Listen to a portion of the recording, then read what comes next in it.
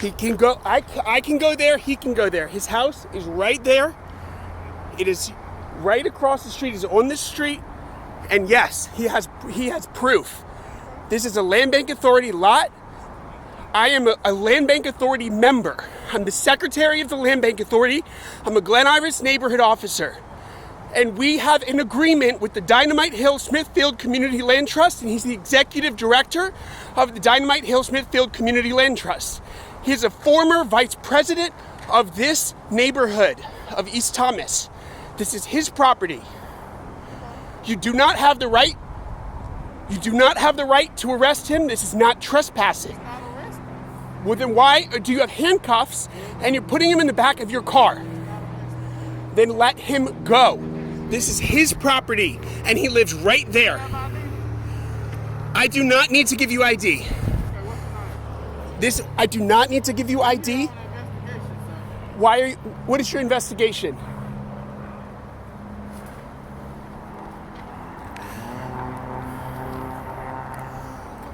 Sir, he is the former neighborhood vice president of this neighborhood. He lives right there. This is the Dynamite Hill-Smithfield Community Land Trust. He's the executive director of Dynamite Hill-Smithfield Community Land Trust. The Dynamite Hill-Smithfield Community Land Trust has a legal agreement with the Birmingham Land Bank Authority for these properties. I am the secretary of the Birmingham Land Bank Authority. They have a legal agreement.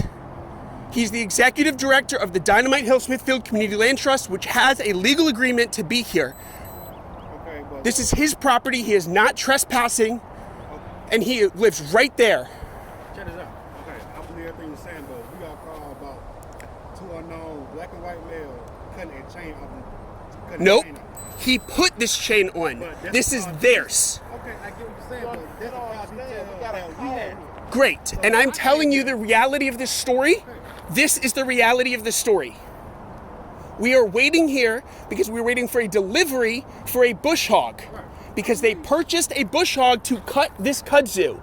We are standing here waiting on that delivery, which is supposed to be delivered between 8 a.m. and 10 a.m.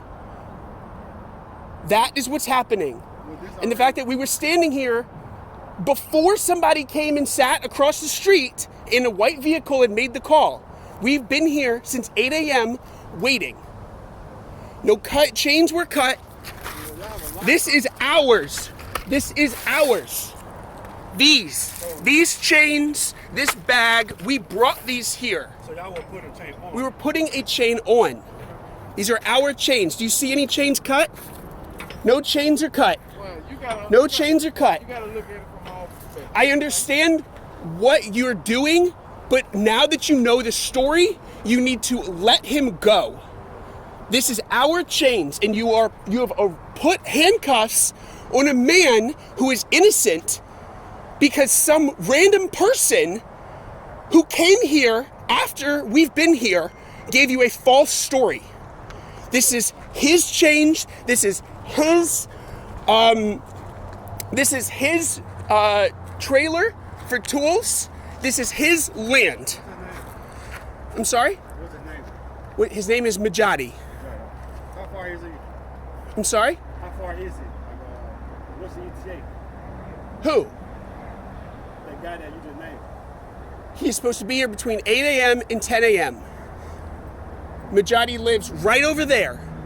I believe. He is a former neighborhood officer of this neighborhood. He was a neighborhood officer between 2016 and 2018. From January 1st of 2016 to December 31st of 2018. This is his property. You got a call. You now know the reality of the facts. Now you can let him go because you have heard the reality of the facts. Additionally, you should have never arrested him in the first place. You should have, if you were investigating, you should have investigated. You could have come here, you could have asked for a story, you could have gotten this story and then made a decision. That was your decision to not investigate, but to arrest a black man in a neighborhood. You decided to arrest a black man because you saw a black man, not because you had any evidence of anything. You did not ask, you arrested. And I know this because I was literally gone for 10 seconds. I walked to the tree line and back. I'm sorry? Great. And you should have talked to him. Do you know how to talk? Do you know how to talk? I had to talk. Well, then why did you not talk? Why was the first thing you did to slap handcuffs on a black man? Slap handcuffs on a black man because he is black. That is what your decision is, and you should feel ashamed. Your job is to investigate, not to arrest, to investigate. You only arrest if somebody commits a crime. He did not commit a crime. He is a neighborhood officer. I am a neighborhood officer. I am a public official, and this is his property. This is his shipping container with his tools. And your first thing you do is show up and slap handcuffs on a black man. You did not investigate. You have no evidence of any crime, sir. Mr. Levitt. Mr. Levitt. And do you apologize? Do you apologize? Do you apologize? Yes or no? You can give me your response as you say, do you apologize? Yes or no? Do you apologize for your actions here today? No, I will not. Because you decided, no, you saw a black man because somebody called the cops on a black man. If you were right there, I would have got you too. Correct, you would have.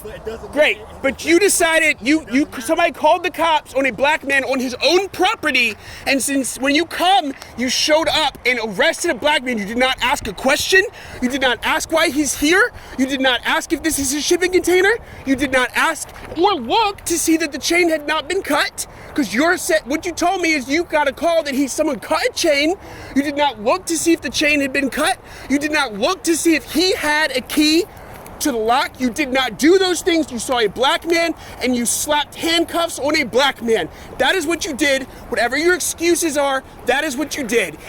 You said you are not apologizing, and you should be. This is racial discrimination by the Birmingham Police Department in Birmingham, Alabama. And Mr. Lovett, we will be filing a police report. This is car number 130. This is car number 130. Can you back up? I would like to see your name, and then I will back up. That is it. That's all I'm asking. I appreciate it. Thank you very much. With your Blue Lives Matters. With your Blue Lives Matters on your things. This is his property. This is his property, and this is racial discrimination by the Birmingham Police Department. No, you talk to somebody before you arrest somebody. You talk. You talk to somebody. Do you do the job every day? Do you know what we face every day? I am out here in these streets every fucking day because I'm a neighborhood officer. He is a neighborhood officer. This is his land. I am a public official of the city of Birmingham. You're supposed to talk to somebody. You did not see a gun. You did not see anything. You saw a black man. This is racial discrimination by the Birmingham Police Department. And you're not even apologizing for your actions. You are justifying your actions, and that is why I'm pissed. You don't even admit that you did something wrong, because the Birmingham Police Department is taught to racially discriminate. They're taught to racially discriminate with your Blue Lives Matters masks.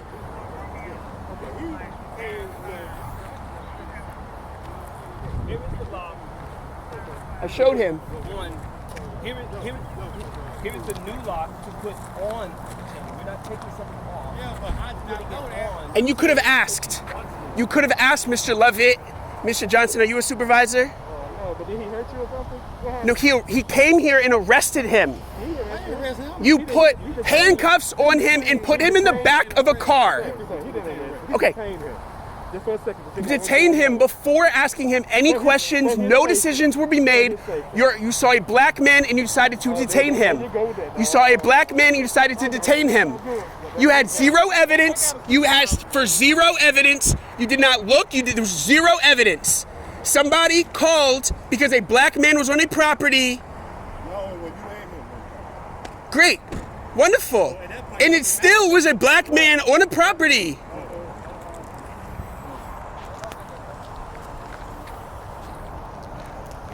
Cars 120 for this man, cars 127, to Mr. Levitt. You need to talk to people in the future. You need to investigate in the future. You do not see a black man and arrest them. You investigate first. Investigate first. Detention is not the first act. Investigate first.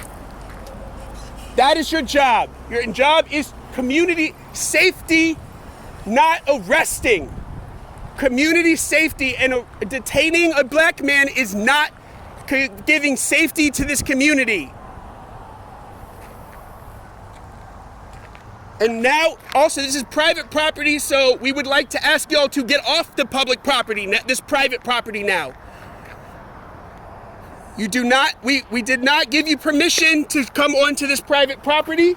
This is private property. It is Land Bank Authority property. I'm the secretary of the Land Bank Authority. We have a legal agreement with the Dynamite Hill-Smithfield Community Land Trust. This is the executive director of the Dynamite Hill-Smithfield Community Land Trust. Sir, if you want to write a report, we're asking you to get off the property. We're going to get off the property and make this report. You can go somewhere else. You do not have the authority to be here. This is private property. We do not give you permission to be here, sir. Sir, I will report this, that you are illegally being on our property. We do not give you permission to be on this private property.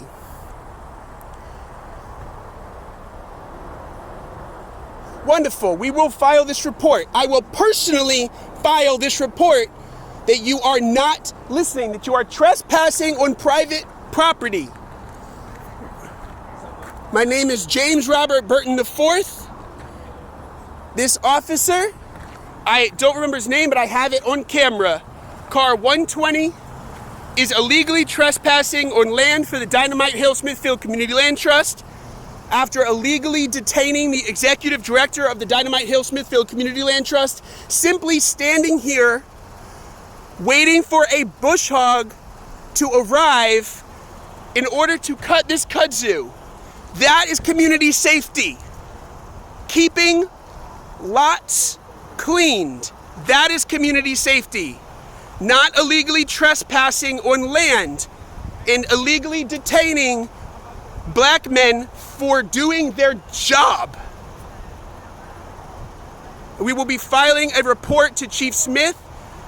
You see, he still has not left. He is still illegally on private property.